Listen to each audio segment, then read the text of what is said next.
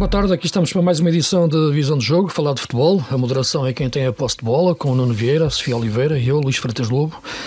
Numa semana em que Benfica e Sporting venceram os seus jogos tranquilamente, Benfica 4-0 ao Famalicão, o Sporting 3-0 num jogo que se esperava mais difícil. O Rio Ave, sem o seu ponta-lança Cleiton, esteve talvez demasiado dócil em relação àquilo que é habitual, e o Sporting ganhou jogando bem. E o Porto perdeu em Barcelos 3-1, com o último minuto do jogo incrível, em que o Porto faz 2-2 e de repente, puxando a fita atrás, encontrou-se um penalti e o Gil passou para 3-1. Um momento em que Vítor Bruno estava a puxar a equipa ainda para tentar ganhar o jogo, de repente transformou-se num 3-1 e afundou-se no banco, basicamente com olhos pregados no chão, e percebeu que estava ali quase o fim da linha, e viu o que aconteceu. De madrugada o Porto decidiu despedir o treinador num processo, e vou lançar também a vossa opinião, num final de noite em que se ficou a dúvida exatamente o que teria acontecido, porque o que apareceu foi que André Vilas-Boas tinha chamado a equipa toda, não é? Os jogadores todos, de madrugada para o Dragão, mais a equipa técnica. Parecia ser um sinal de reunir o grupo e unir o grupo, mas foi um sinal, afinal, que era o fim da linha para o Vítor Bruno. Nuno, queres pegar no tema? Como é que pegas neste tema e talvez também por este último detalhe de reunião de todo o grupo e sai o treinador? Sim, boa noite Sofia, boa noite Luís, boa noite aos ouvintes da TSF. Eu penso que esse lance em que o Gonçalo Borges faz 2-2 e que depois é convertido no 3-1, mesmo que o resultado, que esse golo fosse validado, que o árbitro não tivesse descoberto a infração e que resultou no penalti que permitiu ao Gil Vicente fazer o 3-1, penso que mesmo com os 2-2 a contestação iria ser visível, porque foi muito claro que os adeptos não estavam com o Vítor Bruno, e talvez também não seja exagerado dizer que alguns jogadores, como se percebeu, também não estavam com o Vítor Bruno. Essa é que é a questão. A chamada realmente é surpreendente, a chamada do Presidente com toda a estrutura e com todo o plantel, incluindo os não convocados, realmente achavam muitos observadores adeptos que seria esse toque a reunir, uma palavra talvez de confiança, de união do grupo, e vamos em frente todos juntos, e porque temos um jogo muito importante na quinta-feira para ganhar e que pode ser determinante nas nossas ambições nas provas europeias, mas o que resultou daquele encontro foi o despedimento de Vítor Bruno com um curto comunicado tornado público às 2 da manhã.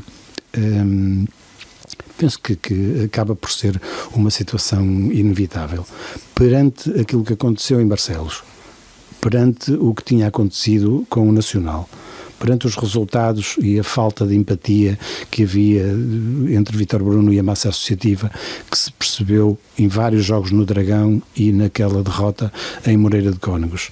Aquela recepção de ontem, não estava a ver que condições teria Vítor Bruno quinta-feira de entrar no estádio do Dragão para um jogo importante e sentar-se no banco para orientar a equipa. Não havia condições eventualmente até emocionais para o treinador criar os laços que se perceberam que não eram tão firmes como se pensava com os jogadores, e sobretudo com a massa associativa, que evidentemente ia tornar um clima muito adverso para a equipa numa conjuntura em que era importante todos remarem para o mesmo lado. Ou seja, esta demissão de Vítor Bruno perante os acontecimentos de ontem, eu diria que houve um nevoeiro da choupana, houve um abalo sísmico em Barcelos e houve pelo meio uma tempestade PP, ou seja, estava também comprometido a relação do treinador com os jogadores. E a partir do momento em que há essa ruptura, e que essa ruptura ainda por cima se torna pública, porque o Vítor Bruno comenta na véspera do jogo de Barcelos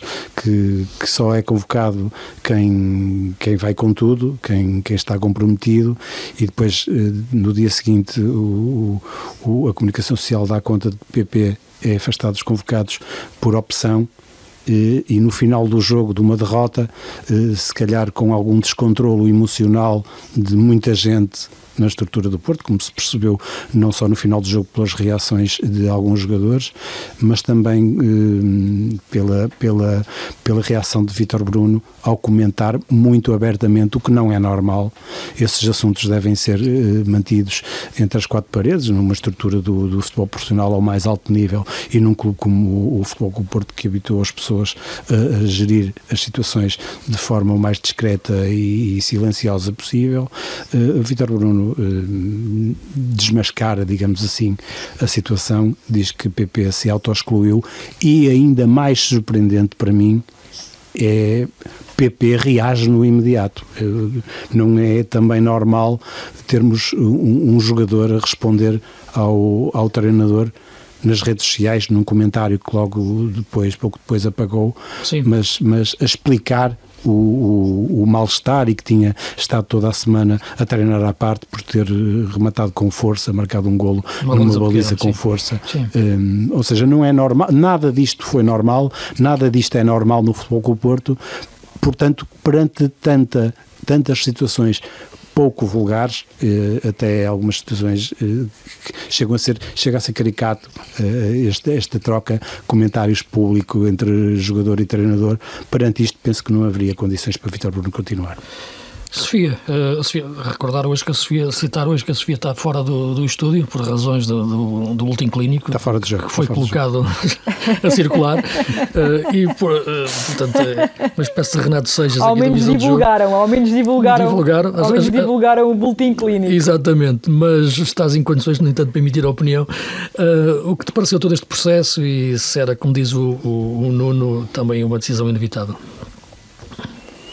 Bom, antes de mais, olá a ambos e boa noite a todos os que nos ouvem e a todos os que ainda nos vão ouvir, se ouvirem em podcast. É uma situação, eu diria, previsível. Acho que ninguém está propriamente surpreendido com o despedimento de Vítor Bruno, ninguém está propriamente surpreendido porque houve sinais, houve muitos sinais e houve sinais dentro de campo, houve sinais fora de campo, dentro de campo pelas exibições, fora de campo pela ruptura que foi tendo com alguns jogadores, e queria pegar por aí, porque acho que aqui ao longo do tempo fomos falando muito dos sinais dentro de campo, mas queria pegar na questão dos sinais que se foram tendo fora de campo, porque às vezes esta questão das lideranças e da forma como os treinadores lidam com os jogadores é muito debatida e eu gostava de expor a minha visão sobre o assunto. Ou seja, eu acho que quando se chega ao limite de ter a necessidade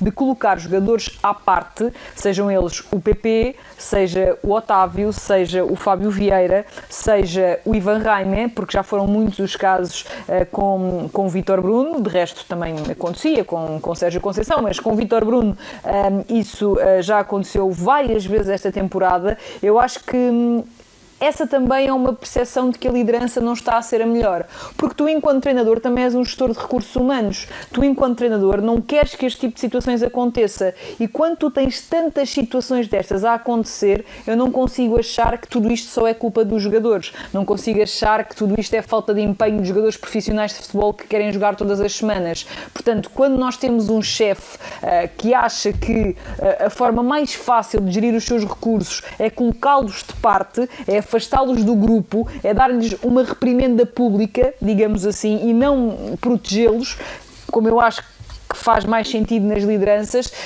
a coisa não pode estar propriamente saudável. E eu acho que por vezes nunca se olha para este, ou seja, eu acho que se olha pouco para esta possibilidade, que se olha sempre mais para a culpa que tem de recair nos ombros dos jogadores, e eu não tenho a certeza sobre isto, porque eu acho que no limite, se os treinadores sentem essa necessidade, é porque também não são assim tão bons líderes. Quando tu passas tanta vez para o público que os jogadores não estão comprometidos, que os jogadores não se esforçam no treino, que é preciso deixar a pele em campo, então se calhar a tua mensagem também não está a passar como devia, o teu desempenho enquanto treinador não está a ser tão bom quanto aquilo que tu achas que está a ser.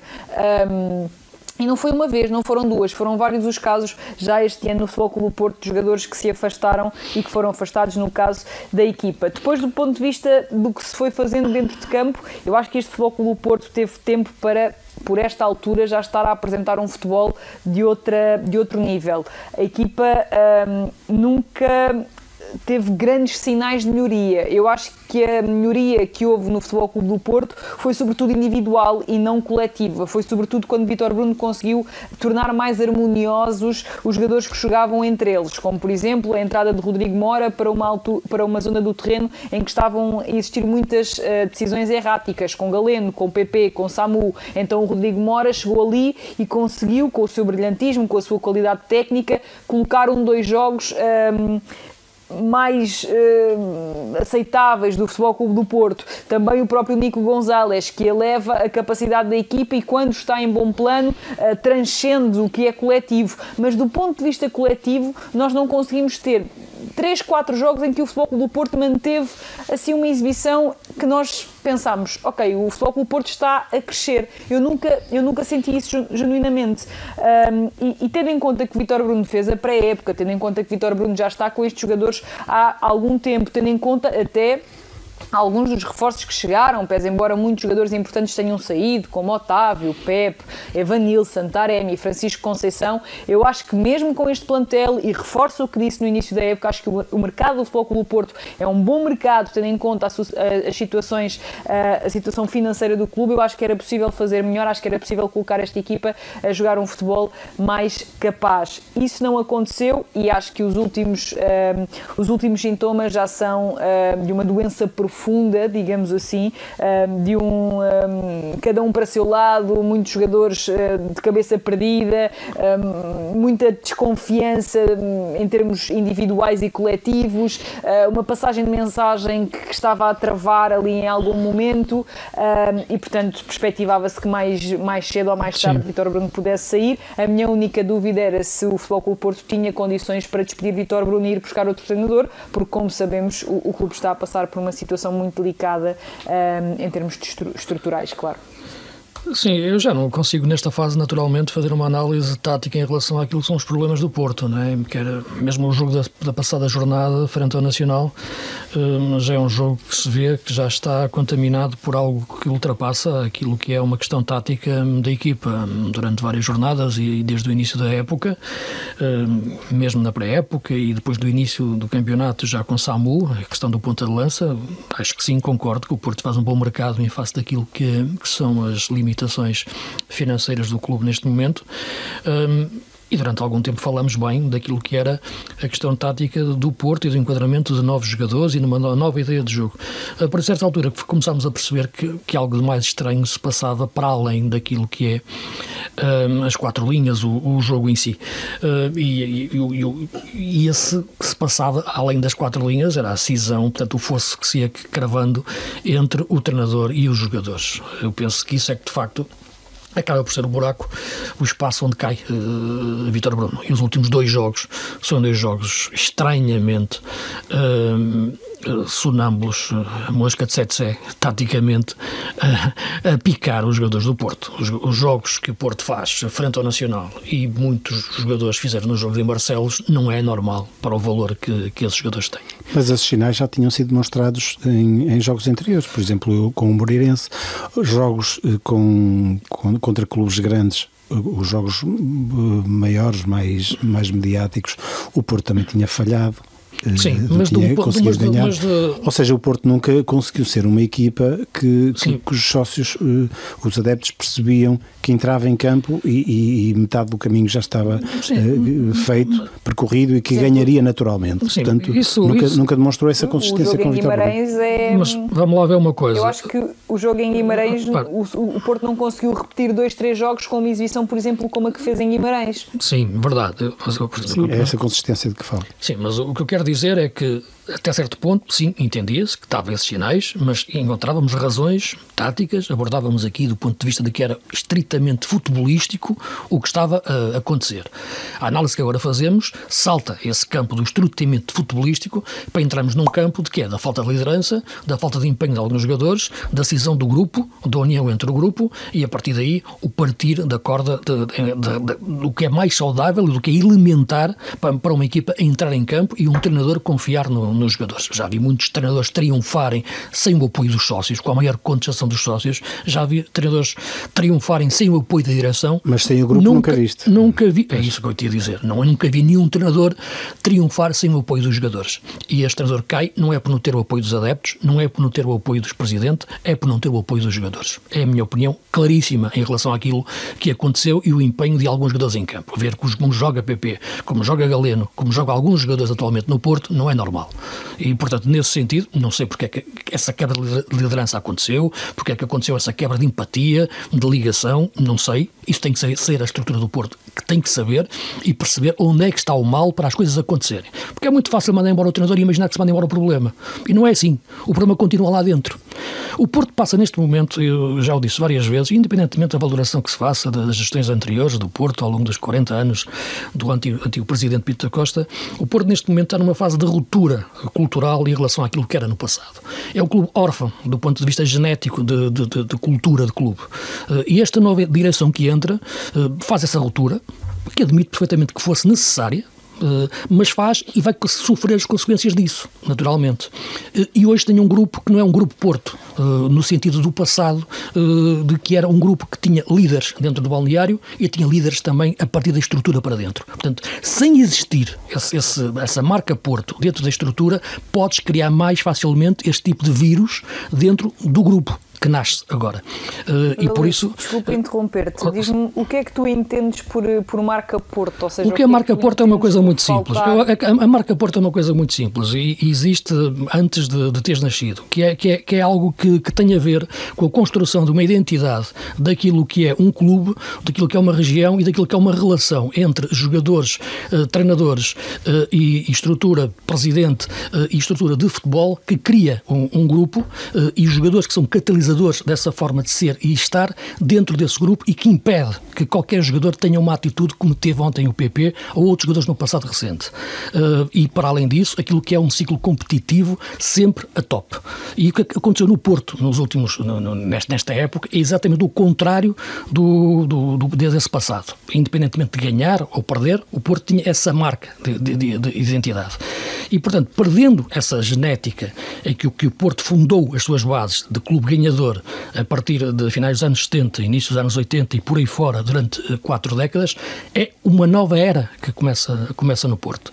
E, portanto, os adeptos ainda estão identificados com a era anterior, portanto, que tinha uma forma de reação diferente à derrota. O Porto sempre foi uma equipa que jogou contra o adversário, nunca jogou com o adversário. Portanto, tinha outro tipo de reação a este tipo de situações, inclusive por parte dos jogadores em campo. Alguns jogadores assumiam-se, não vale a pena aqui falar do que foi desde Jorge Costa, desde o Paulinho Santos, desde o Oliveira, desde o Rodolfo, desde tantos jogadores ao longo dos tempos, até chegar até ao último, talvez, ao último elo, que foi o Pepe, e que saiu esta época. E, portanto, a partir desse momento, é isso que eu digo que é um clube geneticamente órfão, porque perdeu a sua gênese neste momento. Tem uma nova era, e portanto, essa nova era sabia-se que ia ser difícil, que está a ser difícil, e estes passos que iam ser dados, tinham que ser dados com muito cuidado.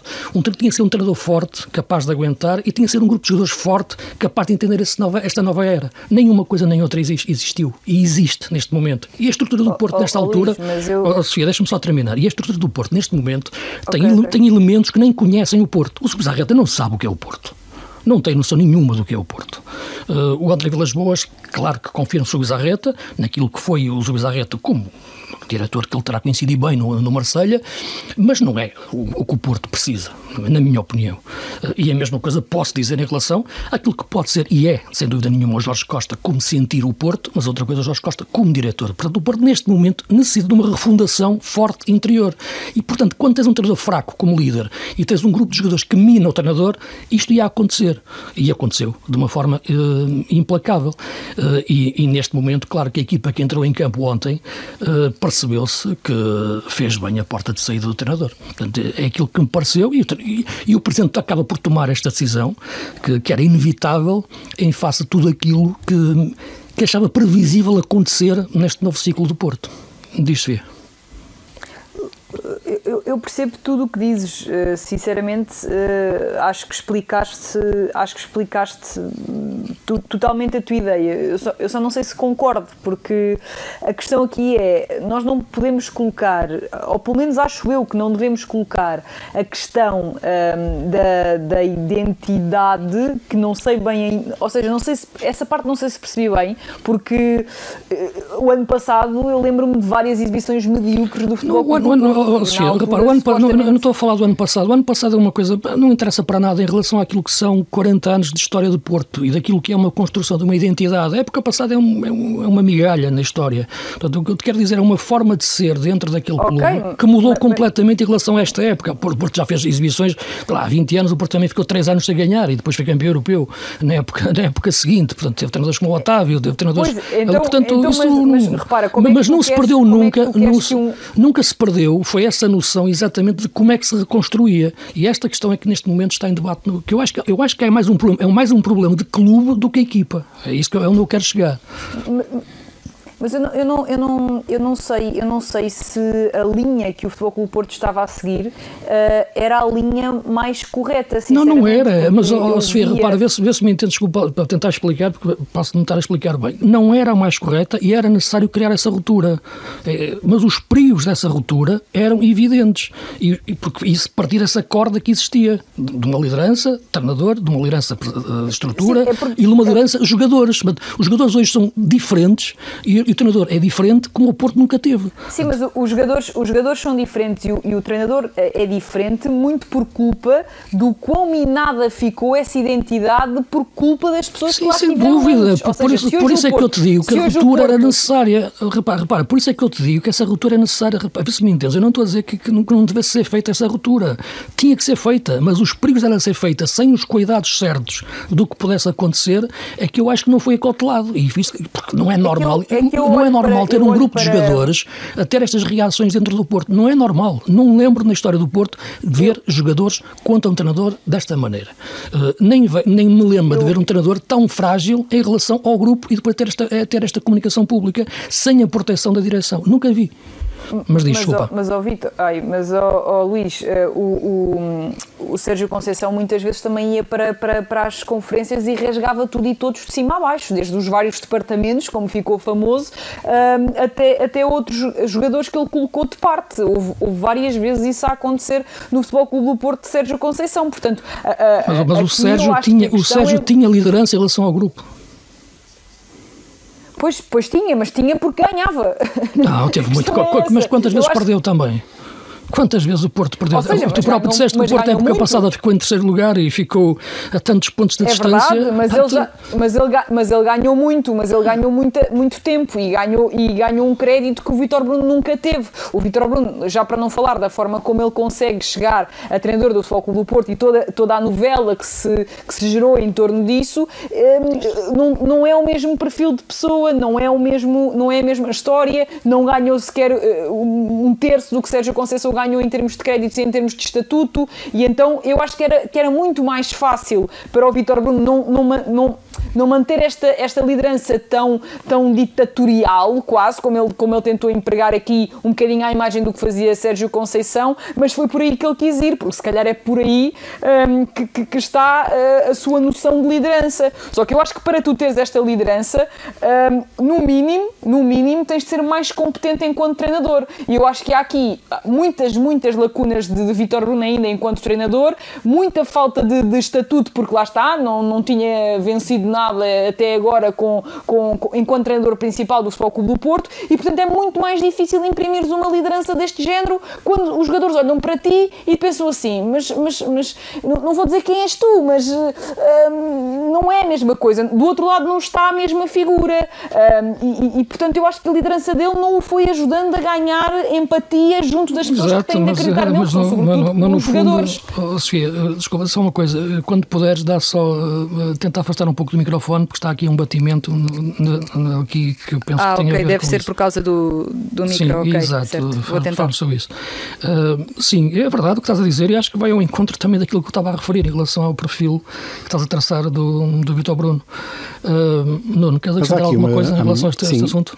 Há aqui uma gestão de egos também que é necessário observar, e que Vítor Bruno não teria a experiência, não tem a experiência enquanto líder de uma equipa técnica de um clube de topo, em que todos os jogadores, mesmo os que não são, acham que são craques e chegam a este patamar e todos querem jogar, e há aqui uma gestão não só de recursos, porque só podem jogar 11, aquela conversa do costume, mas a gestão do grupo de trabalho também nem sempre foi bem feita, e acho que esta questão inicia-se muito antes, inicia-se na altura da campanha eleitoral, em que o Vilas Boas assume uma ruptura total com o passado, convence os sócios, ganha as eleições, fala logo que a situação está muito difícil, mas que o Porto vai ser campeão, aposta em Vítor Bruno, eleva bastante as expectativas, quando na realidade, apesar do esforço na contratação dos jogadores que de facto dotaram o plantel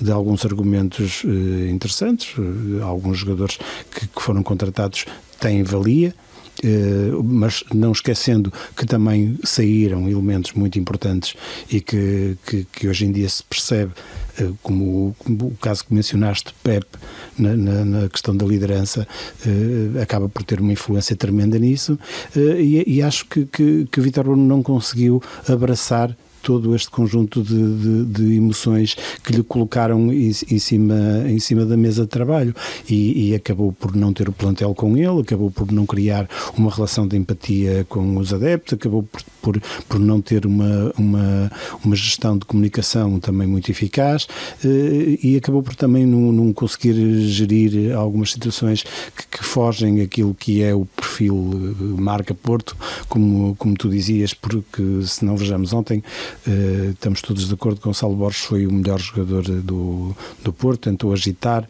o Gonçalo Borges, que até é uma espécie de patinho feito, os adeptos não gostam muito dele, e ele acabou por agitar o jogo, e depois no fim é ele que dá a cara, até demonstrando, quanto a mim, alguma maturidade, mas depois se acaba por dizer que agora é que vocês vão ver os homens no balneário, quando na realidade a questão é, então não teria num jogador a Futebol Clube Porto, como jogador de clube grande, não tem de ser vistos homens desde o início da época, tem de ser vistos homens sempre, não é agora ao fim de 8 derrotas com que sai Vítor Bruno do Porto, ao fim de 29 jogos, salvo o erro, em que o Porto marca 60 e poucos golos e sofre quase 30, ou seja, são números que acabam por conduzir a esta situação inevitável da saída de Vítor Bruno, com um conjunto muito alargado, demasiado alargado de fatores que não lhe deu condições de continuidade.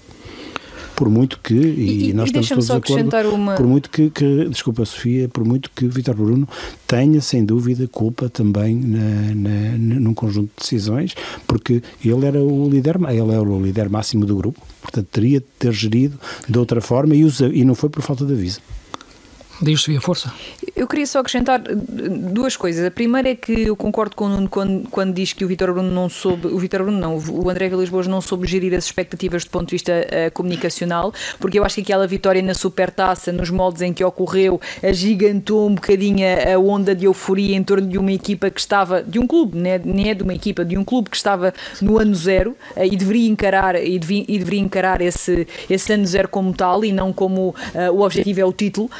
Eu percebo que seja difícil num clube como o Porto, habituado a vencer, não apontar ao título, mas se calhar fazia bem gerir essas expectativas de uma outra forma, e não, por exemplo, não ter declarações como as que Vítor Bruno teve relativamente à Liga Europa, em que se percebeu logo ali algum frisson entre o presidente e o treinador, relativamente ao facto de o Vítor Bruno ter dito que era um jogo de cada vez, e André Vilas Boas ter referido que queria vencer a Liga Europa.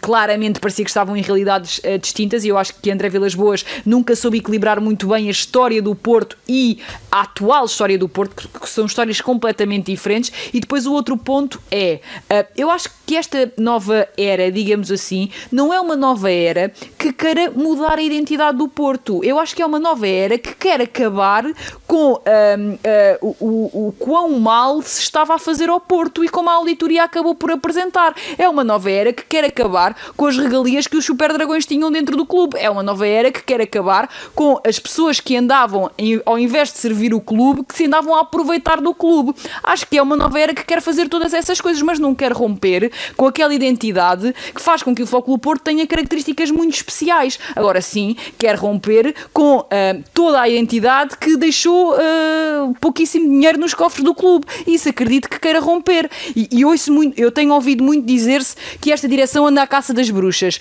Não anda à caça das bruxas, porque as bruxas não existem. As pessoas que fizeram mal ao Futebol Clube Porto existem e provavelmente vão ser chamadas à razão por isso. Agora, bruxas não existem, portanto isto não é uma caça às bruxas, isto é uma caça a pessoas que efetivamente fizeram mal ao Futebol Clube do Porto. Ok, vamos avançar para outros temas, embora sim, naturalmente, é aquilo que referia. Eu penso que é uma nova era que naturalmente que era necessária iniciar. O que eu estou a referir é aquilo que havia sempre o risco de cortar com aquilo que era geneticamente o Porto, não com esses tipos de práticas, naturalmente que teriam que ser cortadas e urgentemente, isso é evidente. Agora, não vou reduzir a história do Porto aos últimos 7, 8, 9, 10 anos, estou a olhar para aquilo que é uma identidade e uma forma de ser e estar, portanto, diferente, naturalmente, de todos esses atos que são mais matéria de política do que debate futebolístico neste momento. O Sporting vê-se bem, o Rio Ave, e mantém o primeiro lugar. O Benfica vence bem o Famalicão. Neste momento e nestes dois jogos, e falando de futebol mesmo, que é o mais importante, temos visto a revelação Sheldrup a aparecer no Benfica e vimos o Sporting, não digo a adaptar, mas a jogar com Debast de forma convicta a médio e a jogar bem a médio. E o Rui Borges explicou que queria que ele jogasse a médio para construir, porque muitas vezes quando se vê um central passar para médio é para ser um elemento mais defensivo ou fechar mais ali em zona de contenção. Não, foi para dar mais zona de construção e o Debast de facto refletiu-se também num jogo em que não foi muito sujeito à agressividade do adversário, nem de bolas divididas, portanto foi um jogo em que ele pôde jogar de cadeira com a qualidade de passe. E do lado do Benfica, aquilo que é Sheldrup neste momento na equipa. São as duas formas que eu olho para estes dois jogos, em que quer Famalicão, quer Rio Ave ficaram muito curtos. Nuno, o que te pareceu? Como é que vês estes dois jogos? Começando pelo Sporting, o Debast, a aposta no Debast como médio, esse tal médio de construção, de procurar espaço na frente, acho que resultou. Aliás, Ruben Amorim já tinha elogiado diversas vezes algumas características de Debast que o público ainda não tinha tido a oportunidade de ver. E, de facto, esta adaptação de Debast no meio-campo, não como um elemento de equilíbrios defensivos, mas sim um jogador com liberdade para alguma criação, acho que acabou por ser bem correspondida pelo jogador num jogo que foi inesperadamente fácil, porque ninguém contaria com tão fraca réplica do Rio Ave, que é uma equipa que já não perdia em casa há muitos jogos, e que as equipas de Petit têm uma matriz de jogo que normalmente complicam bastante a tarefa dos adversários, nomeadamente mesmo com clubes grandes, e o Sporting acaba até por poupar Gyökeres, a sua grande estrela, acaba por colocar Arder, que fez um mau jogo em matéria de finalização, mas fez um jogo muito esforçado e muito dedicado e que talvez merecesse melhor sorte e talvez não tanta precipitação na finalização. Penso que Arder é um jogador ainda muito jovem e terá ainda algum caminho para percorrer, mas penso que essa maturidade na zona de finalização, na hora de rematar a baliza, escolher o timing da decisão, acho que é um aspecto ainda a melhorar. Mas foi um jogo sem dúvida muito bem conseguido, que também ajuda muito entrar logo a ganhar, indo por cima com um autogolo que acaba por, quer se quer não, destabilizar a equipa que o sofre. Destacaria também aqui Kenda, que cada vez mais emerge como um jogador muito importante no Sporting. Com 17 anos já tem todo aquele futebol e demonstra tanta qualidade nos espaços, mesmo procurando espaços por dentro, e acaba por ser uma exibição boa, uma vitória claríssima. Deu até para poupar Gyökeres para um jogo importante como o Sporting vai ter agora na Liga dos Campeões com o Red Bull Leipzig, e acaba por ser também mais uma injeção de confiança numa altura importante da época em que vira para a segunda volta. Relativamente ao Benfica, realmente Sheldrup passa de praticamente dispensado a estrela da companhia, que é um fenómeno que às vezes ocorre em várias equipas de futebol. Mas vocês veem que isto aconteceu de forma preparada ou ver que aconteceu um pouco por acaso? O Bruno Lage fala muito de que prepara os jogadores para entrarem no momento certo, mas muito honestamente eu acho que ele se limitou ele teve uma oportunidade e aproveitou-a muito bem. Se calhar talvez a justificasse mais cedo. Pelo que ele tem jogado e demonstrado, a importância que ele tem na equipa, também não estava à espera que saísse Aktürkoğlu no momento mais exuberante do percurso dele no Benfica, mas a verdade é que quando Sheldrup teve a oportunidade, mostrou, aproveitou a oportunidade e faz a diferença. É neste momento, diria, o avançado do Benfica que faz a diferença. Di Maria tem as suas características muito especiais, mas neste momento o jogador mais exuberante do Benfica é Sheldrup.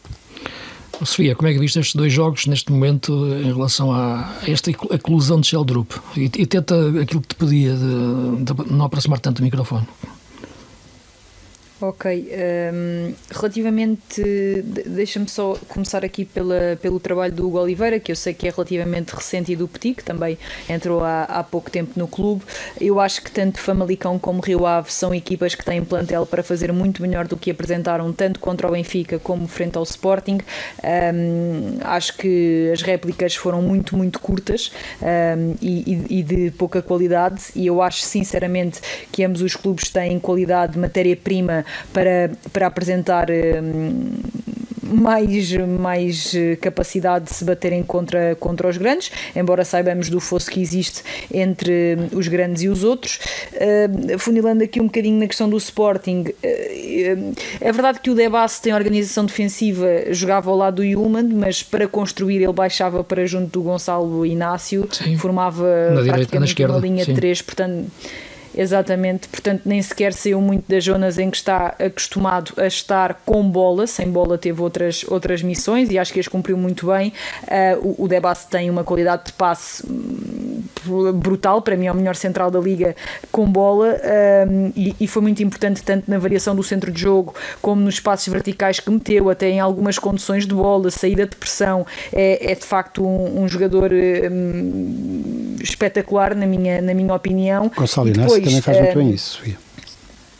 Sim, o Gonçalo Inácio é uma diferença brutal jogar ou não jogar com o Gonçalo Inácio, e o Rui Borges tendia a optar pelo Sant Just e pelo Diomande. Eu estava um bocadinho curiosa se agora com o Gonçalo Inácio disponível ele iria voltar a apostar em Gonçalo Inácio, porque me pareceu dos tempos do Vitória que ele preferia centrais com outro tipo de perfil para uma linha de 4, mas contra o Rio Ave houve esse regresso do Gonçalo Inácio e com uma exibição notável, principalmente porque não teve praticamente trabalho defensivo e conseguiu exibir alguns dos seus melhores dotes, nomeadamente nos passos verticais que meteu, na qualidade que dá à equipa desde trás.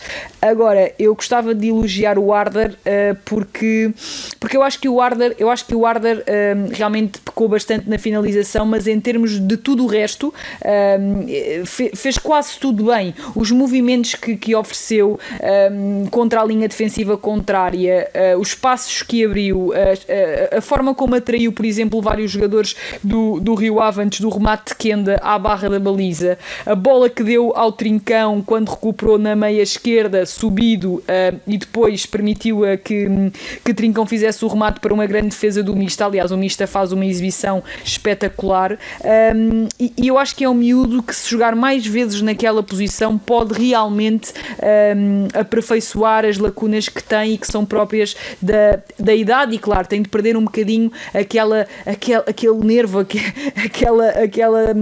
parece que sensação de que tem de rematar de todo e qualquer lado, não é verdade? E ele já demonstrou que tem variabilidade na finalização, portanto se ele ganhar um pouco de calma nesse momento, que eu acho que não é uma coisa assim tão difícil de adquirir, acho que está ali uma boa solução para o médio e longo prazo do Sporting. E depois dar apenas uma nota a Maxi Araújo, que eu acho que melhor, se sente confortável como lateral esquerdo, portanto olho como muito defesa, mais lateral esquerdo mesmo. Como lateral esquerdo do que como extremo esquerdo, partindo de trás para a frente, e que novamente me parece que fez uma boa exibição, embora lá está, a amostra do outro lado tenha sido muito curta na minha opinião. Do lado do Benfica, temos que terminar, Sofia, esse estamos Benfica Famalicão fica novamente marcado pelo talento de Sheldrup, principalmente com a cereja no topo do bolo, que foi a assistência que deu no segundo gol do Benfica, a sua qualidade na definição.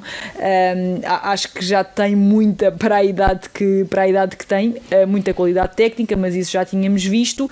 E depois, relativamente à questão Aktürkoğlu-Sheldrup, é verdade que o Aktürkoğlu, quando chega ao Benfica, tem um período absolutamente surreal no que diz respeito à sua relação com a baliza e à forma como foi somando golos atrás de golos com uma facilidade anormal, mas ele já vinha fazendo péssimas exibições muito antes do Sheldrup entrar na equipa, e a verdade é que quem era a segunda opção para Bruno Lage era Best, não era Sheldrup. Portanto, acho mais uma lenga-lenga esta questão do Bruno Lage, da preparação e do momento certo para o jogador entrar na equipa, do que propriamente acredito na existência de um plano por parte de Bruno Lage relativamente ao jogador norueguês. Continuando a falar da jornada, mas agora indo buscar também aquilo que é incontornável, porque está com o mercado aberto, e está no mercado aberto os jogadores vão entrando e saindo, muitas transferências esta semana, sentiu-se o Vitória e o Casa Pia, equipas que estão bem naturalmente a serem um pouco dilapidadas, e um desses jogadores, o Manu, é a contratação do Benfica. Falou-se ali durante que ia para o Wolverhampton, né? parecia fechado, e é uma contratação do Benfica. Eu devo dizer, porque também já nas nossas conversas, já desde o início da época, o Nuno não estava presente em algumas, mas certamente ouviu com muita atenção depois. Claro. Ouviste, não é? Sim, claro. Claro que sim. Elogiei sempre aqui muito o Manu, e a Sofia acho que sim também.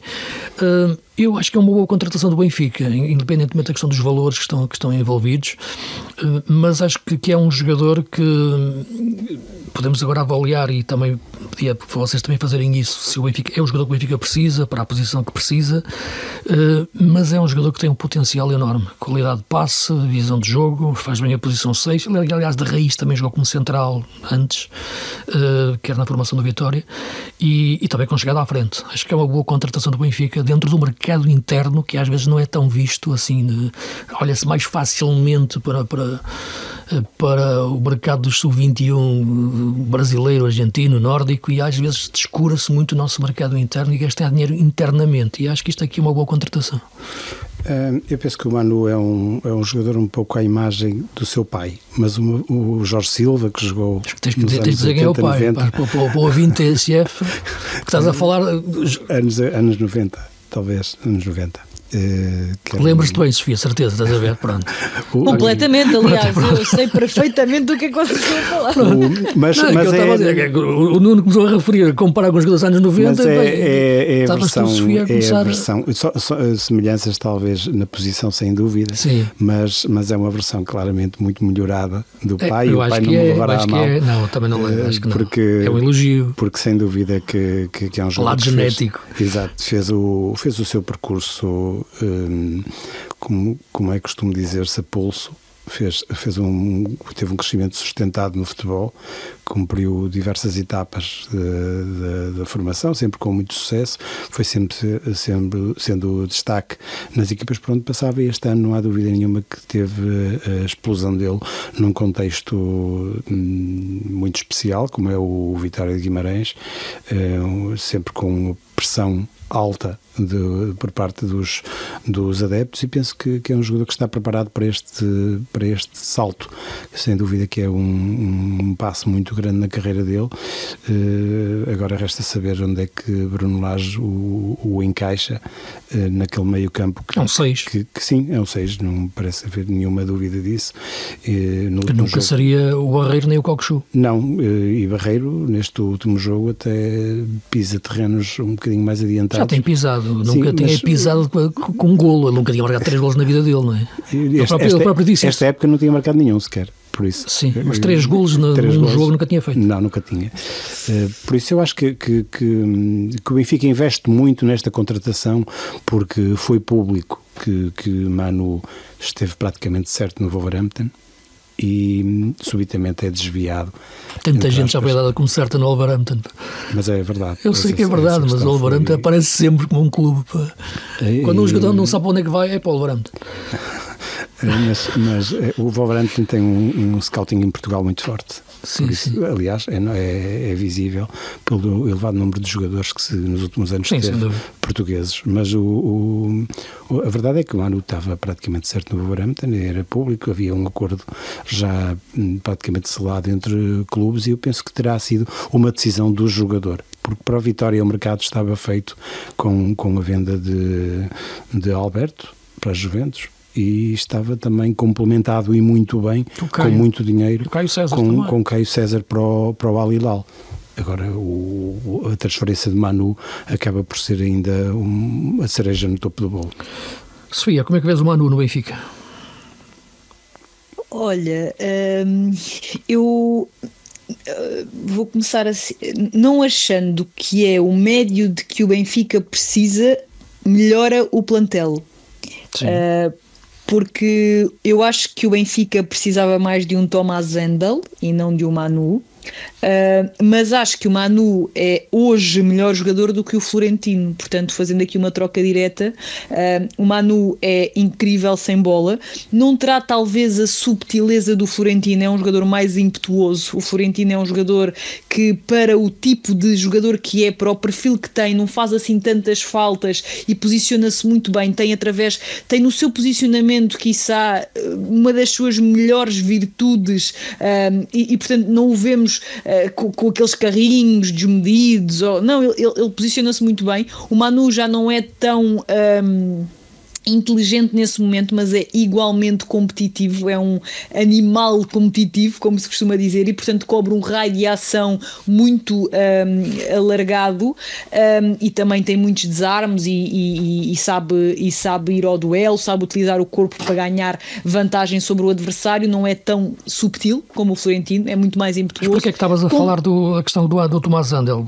Identifica o Tomás Hendel como um jogador mais construtivo, fino, de saída, era isso que querias dizer?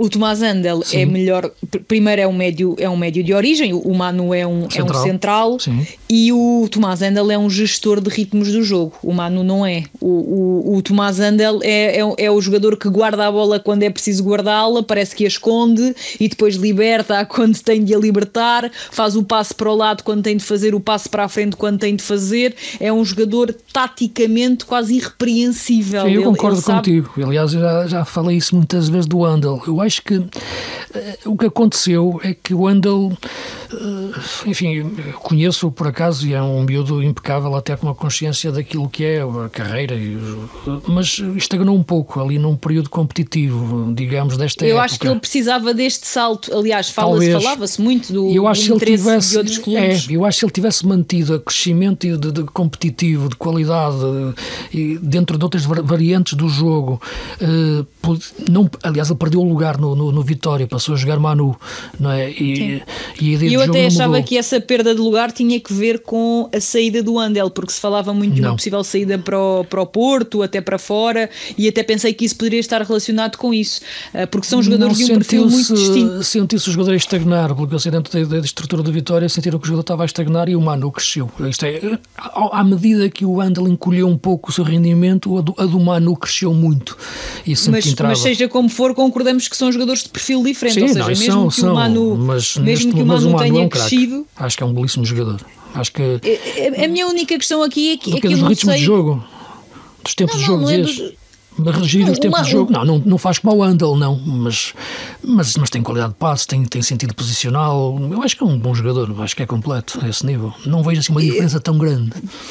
Eu vejo muito essa diferença, mas lá está, eu respeito quem não veja. Eu acho que o Benfica acho que a evolução do Manu, ao princípio via muito essa diferença, mas nesta altura eu vejo o Manu a crescer muito a esse nível, sabes?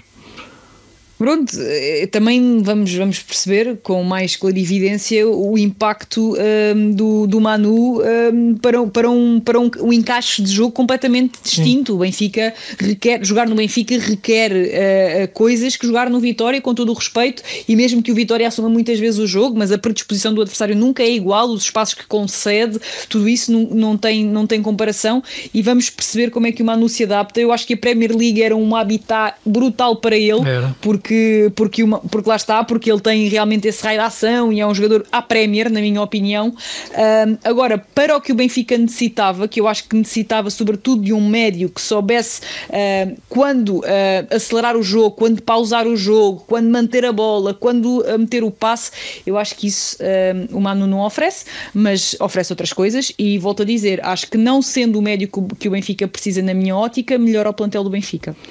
Dentro da equipa do Sporting, daquilo que está a ser o mercado, Nuno, olhamos para a equipa, eu acho que o mercado do Sporting tem que ser recuperar o Pote, né? Se o Pote voltar, joga a 10, vai o Trincão para a direita, sai o Catamo. Vocês concordam comigo? Sim, Paulo. Parece-me que será a opção mais natural, e acho que também é bem visível. O que ainda não se fez? Sim, acho que não. Perante as últimas exibições, como ainda se viu em Vila de Conde, acho que não é um jogador intocável no 11. Lateral direito. Parece-me ser essa a grande prioridade. Aliás, é público que o Sporting tentou e esteve muito perto de contratar Alberto ao Vitória, e também terá estado muito perto de contratar o lateral do Levante, que aparentemente foi desviado para o Aston Villa. Portanto, e resolve um problema na baliza com o Rui Silva, não? Eu acho que, embora o Rui Silva... Este jogo não foi o melhor exemplo, como é evidente, não teve trabalho nenhum, mas é um guarda-redes completo, é um guarda-redes com experiência de Liga Espanhola, jogou vários anos ao mais alto nível no Betis, jogou competições europeias, está no topo da sua maturidade competitiva enquanto guarda-redes. Portanto, parece-me que ter resolvido um problema no campeonato, porque Rui Silva penso que não pode jogar nas competições europeias, pelo menos nesta fase. Será Franco Israel, em princípio. Sim, à partida, Franco Israel também habituado no ano passado a viver na sombra da equipa do Sporting, penso que também não acusará psicologicamente o facto de ter sido afastado da equipa e ter percebido. Acho que foi fácil. É fácil perceber que a opção de Rui Borges é Rui Silva e não é Franco Israel, mas terá que ser Franco Israel a jogar agora nas competições europeias, mas não será por aí que o Sporting terá problemas. Acho que resolve muito bem essa questão do guarda-redes e dá uma estabilidade, uma consistência como se calhar há muito não se via. Tentar, se bem dizia, enquadrava também a questão do Manu na forma de jogar do Benfica, também é importante ver isso, e a questão do lateral direito para a forma de jogar do Sporting agora com o Rui Borges, que é muito diferente, encarar o que o Sporting precisa para um lateral direito agora, diferente do que era no tempo do Ruben Amorim ou até daquele período do João Pereira. Portanto, agora precisa de um lateral direito diferente, não? Um defesa lateral direito. Aliás, há pouco, quando estávamos na parte final e já não me estavas a ouvir, Sofia, estavas a falar do Max Araújo, eu estava a concordar contigo, sobretudo que o Max Araújo tornou-se melhor defesa lateral, porque um ala já era bom, agora ele está a defender bem, está mais agressivo, sai bem para o jogo, não perdeu nada do que tinha e está a defender bem numa linha de 4, não é? Quando ele chegou cá para ser um lateral numa linha de 3, às vezes até a jogar na frente, que o Ruben às vezes meteu na frente, e portanto agora o que o Sporting precisa é de um lateral diferente em termos de características para jogar numa linha de 4, não é? E acho que nesta equipa atualmente, para o modelo do Rui Borges, é talvez a posição que necessita mais ser reforçada. Eu acho que o Maxi Araújo para a ala podia crescer com o Ruben Amorim. Para lateral está bem e acho que para o nível do nosso campeonato chega bem. Para extremo acho curto e era a extremo que o Rui Borges muitas vezes o estava a utilizar e eu estava a achar curto para o que o Sporting precisava, e até porque me parece que é um jogador que se sente muito mais confortável embalando de trás para a frente, tendo em conta os espaços que não tem, do que propriamente já partindo muitas vezes de zonas adiantadas. Ele tem muita capacidade de cavalgar metros e de tirar adversários da frente, tem de melhorar na definição, tem mesmo de melhorar na definição, não sei se vai ou não fazê-lo, mas acho que se conseguir fazê-lo sobe vários níveis, e em relação à posição que eu acho que está mais carenciada no Sporting, acho que é de extremo, e não a de lateral direito. Porquê? Porque não há Edwards, parece que extremo direito, ou então um extremo destro que possa jogar à esquerda. Sim, o pé trocado, sim. Exatamente, porque o Edwards já está arriscado. Parece-me claro que será muito difícil o Edwards voltar a integrar os trabalhos com o plantel.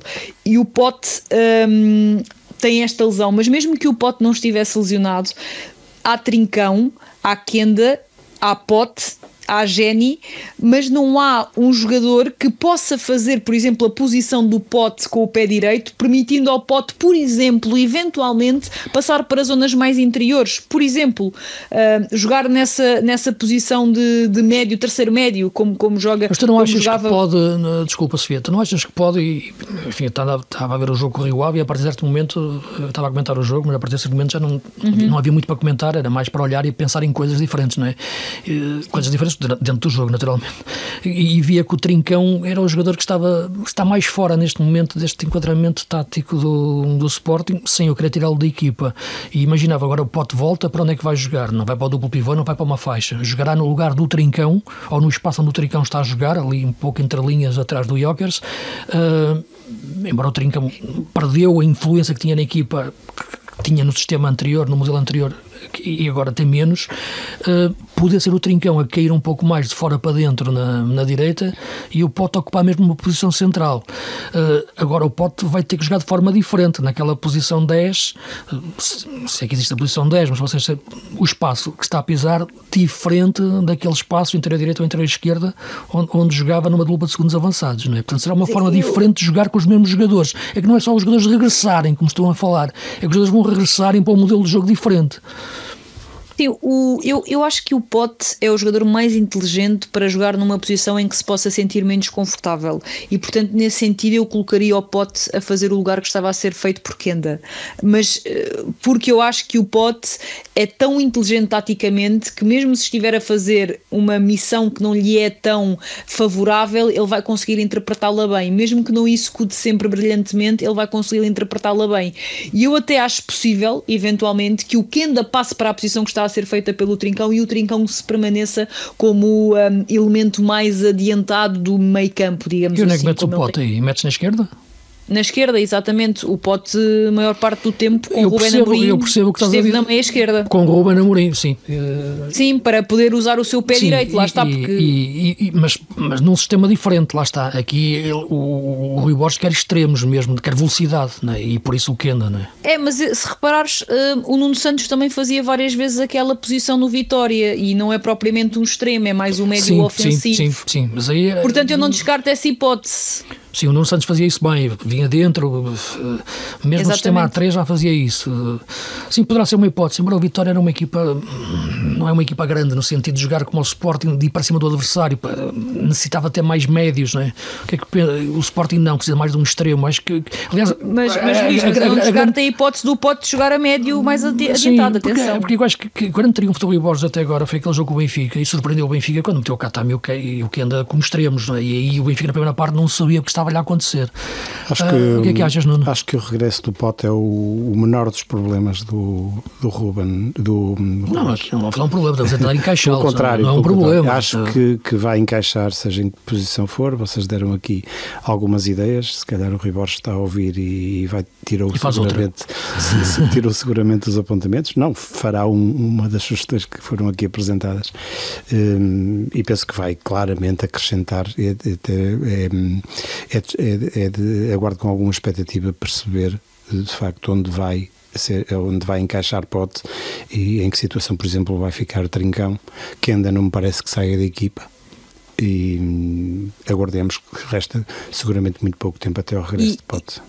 E há jogos em que, por exemplo, podem jogar Morita e Ullmann e Bragança no meio campo. Por exemplo, podem jogar os três em simultâneo, podem ser os três médios do meio campo de Rui Borges. E ali houve aquela parte final do jogo com o Rio Ave, embora o jogo estivesse decidido, em que o Rui Borges, quando mete o Daniel Bragança, sai o Katami na altura, o Trincão veio para a direita, faz ali um meio campo a 3. Ele pede mesmo para fazer um meio campo a 3 e isso pode acontecer mais vezes no Sporting esta época. Estamos mesmo em cima da hora, temos aqui mais um minuto ou dois. Vocês querem citar alguma coisa desta jornada, além dos clássicos? Diria grandes? Que O Braga aproximou-se um pouco, mesmo com exibições talvez que não satisfazem o Carvalhal, o Braga ficou a 6 pontos de terceiro lugar. Sim, foi um presente em dia de aniversário, mesmo em cima da hora, e depois com um final assim um bocado agitado também. Sim, porque estou fora de jogo, é uma coisa. Ainda marcou um gol que seria o empate. Diria também que estou de acordo com a Sofia quando há pouco mencionou que Famalicão e Rio Ave têm jogadores para estarem um bocadinho mais acima. Tem mesmo. Sim, em especial o Famalicão, diria mesmo. E até o nível de jogo tem que subir. Que o Famalicão, mas acaba de perder, é notícia hoje, acaba de perder Zaidu, que acho que todos concordamos que era um jogador fundamental, vai para a Arábia Saudita jogar no Al-Fateh de José Gomes, que vai em último do campeonato, levou 9-0, tem apenas 6 pontos e perdeu 9-0 com o Jorge Jesus.